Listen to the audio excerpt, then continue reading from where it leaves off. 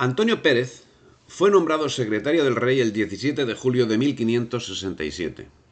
El 8 de diciembre de ese mismo año recibió el título de secretario de Estado, encomendándosele la negociación de Italia.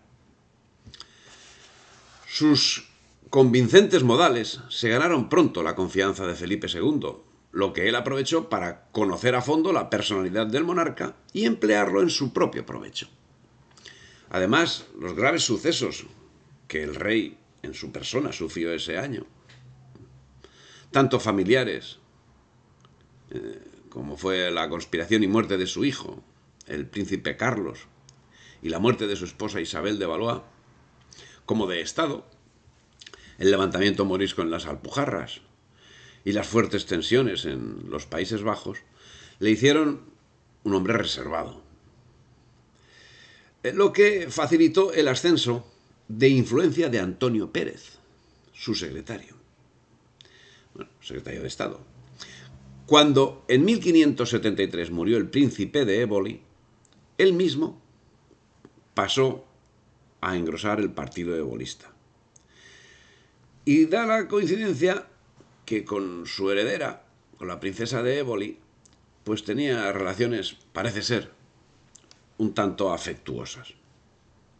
Las actividades desarrolladas le reportaron un importante enriquecimiento personal, un conocimiento de secretos de Estado con los que al parecer traficó, y un gran poder político que era apoyado por un importante grupo de partidarios encabezados por la princesa de Éboli. El partido contrario estaba encabezado por el duque de Alba. Los Países Bajos estaban en ebullición secesionista, fomentada por los alborotadores protestantes. Y estaba de gobernador el héroe de Lepanto, don Juan de Austria. Estando en esta situación, Escobedo, secretario de don Juan, aconsejó una negociación con los rebeldes y una invasión de Inglaterra, a cuya corona aspiraba el infante español.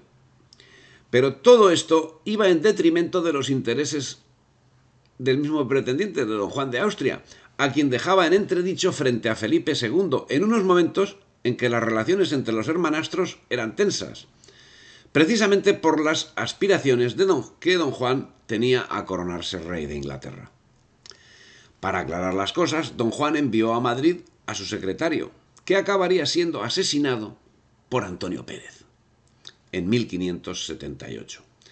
De un modo o de otro, Antonio Pérez implicó a Felipe II en sus sucios manejos y para ello no le faltó la colaboración de alguna parte de la nobleza, como el marqués de los Vélez, cuya casa había quedado tan mal parada en la guerra de las Alpujarras.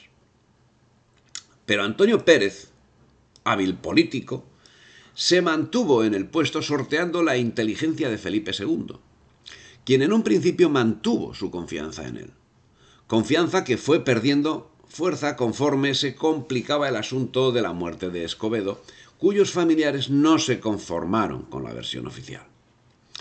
Según la versión de Antonio Pérez, la ambición de Escobedo lo habría llevado a manejar en beneficio propio la justa ambición de don Juan de Austria, que había sido presentada ante su hermanastro como insana. Él, don Juan, que había mostrado su magnanimidad al menos en dos ocasiones señaladísimas, en Lepanto y en la traición del príncipe Carlos, y que había sabido someter su ambición de acometer la conquista de Inglaterra a la voluntad de su hermanastro, Felipe II. Es el caso que los motivos que llevaron a Antonio Pérez a asesinar a Escobedo no eran otros que el haber sido descubierto en un acto flagrante de traición a la patria.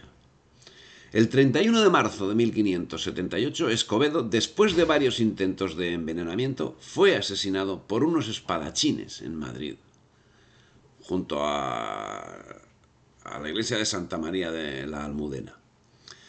Los rumores populares hicieron responsable a Antonio Pérez, cuyos amores secretos con Ana de Mendoza y de la Cerda, la princesa de Éboli, habría descubierto Escobedo. Así, para asegurarse de su silencio, lo había hecho matar. Bueno, dicho popular. Ahí lo dejamos.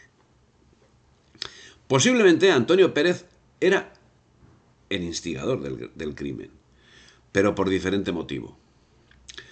Lo que aquel sabría sobre él era la venta oculta de los secretos de Estado, que también beneficiaban a la princesa de Éboli. Otra posible hipótesis es que Felipe II creyó las difamaciones de su secretario hacia su hermanastro y consintió en hacer desaparecer a Escobedo. En todo este embrollo salió salpicado el propio rey prudente. Juan de Escobedo era amigo de Antonio Pérez, quien lo puso de secretario de don Juan de Austria con la idea de mantenerle informado por encima de la voluntad del propio don Juan. Pero Escobedo resultó ser un fiel secretario. Antonio Pérez era muy dado a las intrigas, como era dada su amante, la princesa de Éboli. Juntos o separados, propalaron supuestas conspiraciones de don Juan de Austria, que nunca conspiró, y Felipe II, al parecer, creyó lo que le decía su secretario, pero las pruebas que iba obteniendo le hicieron ir perdiendo la confianza en quien acabaría siendo reconocido como traidor. Finalmente, en 1579, fue encarcelado Antonio Pérez y fue encarcelada la princesa de Éboli, como consecuencia de las reclamaciones de los deudos de Escobedo. Pero Antonio Pérez fue liberado y siguió ejerciendo sus funciones de secretario del rey hasta 1584, cuando el rey hizo abrir 2 procesos contra él, uno para aclarar la muerte de Escobedo y otro como acusado de prevaricación. Al parecer el rey no lo liberó en la esperanza de poder hacer acopio de pruebas ante las sospechas que de traición existían sobre este personaje. Entonces Pérez hizo unas declaraciones en las que veladamente inculpaba a Felipe II de instigar la muerte de Escobedo. Bueno, fue apresado en 1585.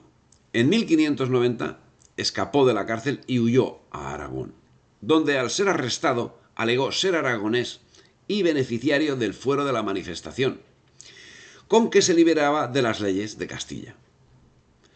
Se le retiene para que no huya a Francia, mediando el Tribunal del Santo Oficio, único que tenía jurisdicción en toda España y que basaba su actuación en que Antonio Pérez manifestaba su voluntad de marchar a Bearn, donde los hugonotes tenían primacía.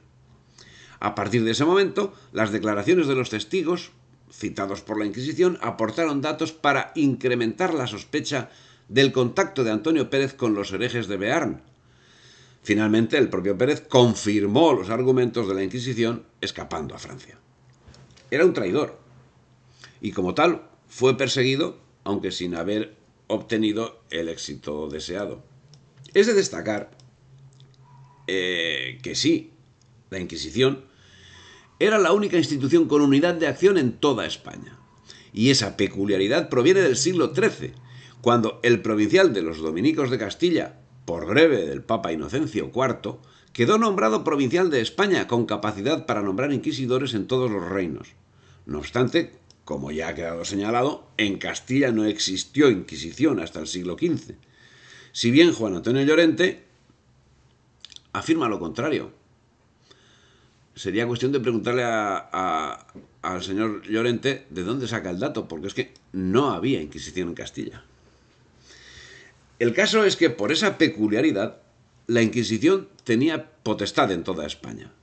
Por otra parte, el fuero de la manifestación se producía cuando un acusado solicitaba amparo al considerar que existía un agravio por parte de los oficiales reales que le suponía un peligro físico.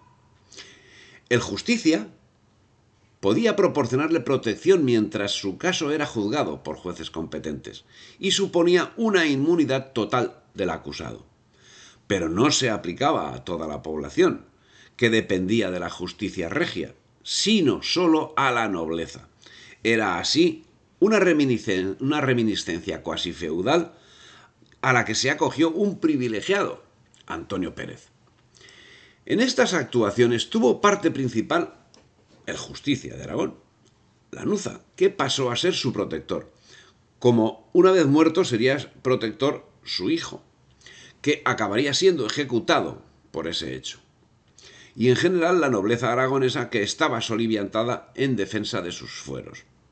Entretanto, el fiscal imputó a Antonio Pérez la comisión del pecado nefando de la homosexualidad. En ese caso, la acusación se construye sobre la información proporcionada por un testigo, Luis Arias Becerra, quien voluntariamente acudió a la Inquisición para declarar contra Antonio Pérez acusándole de llevar a cabo prácticas homosexuales. Algunos de los testigos decían conocer esas prácticas e incluso alguno de ellos, siendo presionado, llegó a confesarse cómplice de Antonio Pérez en la comisión del delito que se le imputaba. Estos testimonios bastaron para acumular un nuevo cargo contra el exsecretario de Estado. El 13 de mayo de 1591 se acordó su traslado a la cárcel de la Inquisición, en Zaragoza, pero tardaron 2 semanas en llevarla a efecto por las dificultades planteadas por los fueros de Aragón. Refiere el alguacil que, habiéndose personado en la cárcel de los manifestados donde se encuentran recluidos los relacionados en los mandamientos de prisión a él dirigidos, no pudo cumplir con su cometido por cuanto el alcaide de esa prisión, Antonio de Ores, negó la entrega de los presos que estaban bajo su custodia. En fin, la cuestión se demoró 15 días por errores de procedimiento por parte de los inquisidores. Finalmente, el 24 de mayo, les fue entregado el preso, momento que aprovecharon los amigos de Antonio Pérez para soliviantar al pueblo reclamando contra quienes violaban los fueros. Los amotinados amenazaban con dar fuego a la aljafería. Un segundo intento se llevaría a efecto el 24 de septiembre. Pero ese día, a poco de haber llegado Antonio Pérez de la cárcel de manifestados a la de la Inquisición, se sublevó el pueblo de Zaragoza gritando: «¡Traición, traición! ¡Viva la patria! ¡Viva la libertad! ¡Vivan los fueros! ¡Mueran los traidores!». Se unieron en menos de una hora más de 1000 hombres armados que acometieron la casa del marqués de Almenara, a quien maltrataron en términos que fue preciso, para evitar su muerte, conducirlo a la cárcel real, donde murió a resultas de las heridas. Insultaron y amenazaron al obispo con quitarle la vida, si no conseguía de los inquisidores la liberación de Pérez y de su amigo Mayorani a la cárcel de los manifestados. Hicieron lo propio con el obispo de Teruel y pusieron por todas partes fuego al castillo de la Aljafería, que era el palacio de los antiguos reyes moros de Zaragoza y entonces sede de la Inquisición. Más de 3000 hombres la rodearon, diciendo que morirían allí abrasados los inquisidores si no restituían a los presos. A pesar de la resistencia del inquisidor Molina y a las varias instancias del arzobispo, del obispo, del virrey y la mayoría de la nobleza, le fue forzoso ceder ante el peligro de fuego y que crecía por momentos. Bueno, el caso es que se incrementaron los disturbios cuando iban a cambiar de cárcel a los presos. Los revoltosos mataron a mucha gente y liberaron a Pérez y a Mayorini, a quienes facilitaron la fuga al otro lado del Pirineo. En la revuelta resultó gravemente herido el virrey Almenara, que falleció a los pocos días. Antonio Pérez llegó a plantear la separación de Aragón de la corona de España, poniéndola bajo la protección del hugonote Enrique de Navarra, príncipe de Bearn y rey de Francia, que contaba con el apoyo de los moriscos. Como respuesta, el ejército castellano entró en Aragón. Entonces, el justicia de Aragón, el recién nombrado Juan de Lanuza, solicitó ayuda a las ciudades aragonesas, al reino de Valencia y al Principado de Cataluña, en definitiva a la corona de Aragón, e incluso instó a los moriscos a sublevarse. El Justicia y Juan de Luna, diputado de la nobleza, salieron al encuentro del ejército real, que ya estaba en Aragón desde el 8 de noviembre, pero abandonaron a sus hombres y se juntaron con los otros 2 jefes de los rebeldes, el duque de Villahermosa y el conde de Aranda, en Epila.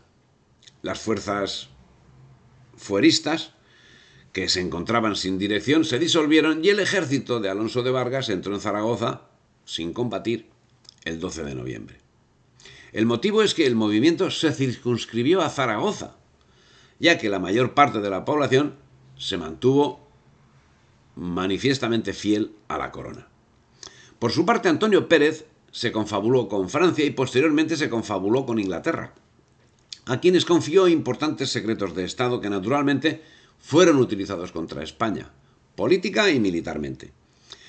Resuelto a vengarse del rey, apresúrase a ofrecer sus servicios a Enrique IV de Francia y a Isabel de Inglaterra, que las aceptaron, y el antiguo secretario de Estado informa al pormenor de la situación de España, de sus recursos, de sus flaquezas y más que nada de los medios de combatir a su señor natural. Durante su primera residencia en Londres, allá por el año 1594, escribe y publica sus relaciones con el seudónimo de Rafael Peregrino, dedicando su obra al conde de Essex y enviando los primeros ejemplares de ella a Burghley, a Southampton, a Monjoy, a Harris y otros muchos personajes de la corte de Isabel. Antonio Pérez añade a las acusaciones de Orange los amores de Felipe II con la princesa de Éboli y el hecho de haber sido el rey quien dio la orden de degollar al príncipe don Carlos. En fin, había dado comienzo la leyenda negra contra España. En abril de 1595 regresó a Francia, llamado por Enrique IV. El 10 de septiembre entró en París, donde fue muy bien recibido y consultado por altos personajes y embajadores franceses y europeos, siempre con el objetivo de atacar a Felipe II. Así, dedicado a imaginar numerosos planes de invasión, generalmente irrealizables, como era la conquista, la toma de Nápoles, para entregarla a los ingleses, que luego deberían aliarse con los turcos, bueno, la segunda parte, ¿verdad? El caso es que fue nombrado consejero por el rey de Francia. Por su parte, la Inquisición en este asunto de Antonio Pérez, ciertamente parece que fue instrumento de los poderes seculares al servicio de sus propios fines políticos, que a veces coincidían con los religiosos, pero que, al menos en esencia, eran y son distintos. O en esencia, y más en estos momentos que nos ocupan, eran y son intrínsecos a ellos, porque la directriz política que seguía el Imperio español era el de servir a la religión, extremo asumido por todos. En el desarrollo de esta larga y accidentada escapada, Pérez fue condenado a la hoguera en efigie, mientras desde Pau trazaba un fracasado plan de invasión de España, llegando a realizar un conato que fue rechazado, tras lo cual se trasladó a Inglaterra, donde estuvo hasta 1595. Volvió luego a Francia, donde sirvió al rey Enrique IV, tramando nuevos ataques contra Felipe II. Quiso finalmente volver a España, pero sus peticiones de perdón a Felipe III no fueron atendidas. Sus escritos fueron utilizados para difundir la leyenda negra. Es para lo que sirvió. Y no solo sus escritos, sino su propia figura fue reiteradamente utilizada para atacar a España. No importaba que fuese un traidor. ¿O sí? Y tal vez por eso Francia e Inglaterra facilitaron tinta suficiente a un ejército de plumíferos que descargó reiteradamente su andanada de embustes o de medias verdades. Un autor francés, Esteban de Silouet, escribe: no se sirven solamente de la Inquisición contra las herejías y para la seguridad de las conciencias. Muchos crímenes puramente civiles que no pueden ser castigados según las formas ordinarias son llevados allí, y allí exponen algunas veces a los inocentes, con los que hay que hacer ejemplo por el interés del Estado o para salvar el honor del príncipe. La desgracia de Antonio Pérez es prueba de ello. Trayectoria, la del asunto Antonio Pérez, que lo sitúa en los principales puestos entre los traidores a la patria. Si durante su estancia en Francia provocó la incursión de 1592 en Aragón, en 1595 tuvo parte importante en la incursión que el pirata Drake, al servicio de Inglaterra, efectuó en el Caribe, así como del ataque anglo-holandés que saqueó Cádiz en 1598 y, junto a Bartolomé de las Casas, es un puntal en la creación de la leyenda negra contra España que tanto mal ha hecho y sigue haciendo. especialmente entre la población intelectualmente mediocre. Lo que más irritó a los inquisidores fue que dijesen que los testigos que habían declarado en el Santo Oficio lo habían hecho falsamente, siendo inducidos por los ministros del rey. Eso es algo que no lo podían soportar. Antonio Pérez murió el 3 de noviembre de 1611 dejando la siguiente declaración. Declaración hecha por mí, Antonio Pérez, a la hora de mi muerte, la cual no puede escribir de mi mano por hallarme fatigado en tal paso. Y por esto rogué a Gil de Mesa la escribiese de la suya en la forma y tenor que yo le fuese diciendo. Por el paso en que estoy y por la cuenta que voy a dar a Dios, declaro y juro que he vivido siempre como fiel y católico cristiano. Y de esto hago a Dios testigo, y confieso a mi rey y señor natural, y a todas las coronas y reinos que posee, que jamás fui sino fiel servidor y vasallo suyo, de lo cual podrán ser buenos testigos el señor condestable de Castilla y su sobrino señor don Baltasar de Zúñiga, que me lo oyeron decir diversas veces en los discursos largos que tuvieron conmigo, y los ofrecimientos que muchas y distintas veces hice de retirarme a donde me mandase mi rey a vivir y morir como fiel vasallo suyo. Y ahora últimamente por mano del propio Gil de Mesa y de otro mi confidente he escrito cartas al Supremo Consejo de la Inquisición y al ilustrísimo cardenal de Toledo, inquisidor general, al señor obispo de Canarias, de la General Inquisición, ofreciéndoles que me presentaría al dicho santo oficio para justificarme de la acusación que en él me había sido puesta, y para esto les pedí salvoconducto, y que me presentaría donde me fuese mandado y señalado, como el dicho señor obispo podrá atestiguar. En fin, por mano ajena. No hay muestra de que eso realmente fuese dicho por él, pensado por él. Bueno, nos lo creeremos.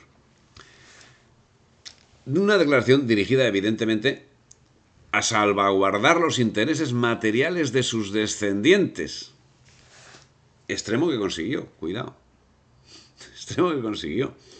Ya que el Consejo de la Suprema votó el 17 de abril de 1592 en que atento los nuevos autos del proceso debían de revocar y revocaron la dicha sentencia dada y pronunciada contra Antonio Pérez en todo y por todo como en ella se contiene, y declararon deber ser absuelta su memoria y fama, y que no se obste a los hijos y descendientes de Antonio Pérez el dicho proceso y sentencia de relajación para ningún oficio honroso. Antonio Pérez fue un genio hasta el momento de su muerte.